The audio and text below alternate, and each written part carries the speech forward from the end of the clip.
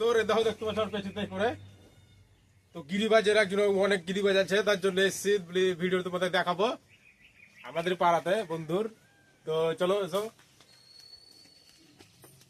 এটা হলো গিরিবাজের টাপ যা দেখতে পেয়েছো এসব গিরিবাজ এইটো এইটো বাবারে এটা কি গিরিবাজ জানি না বাইর করছি আমি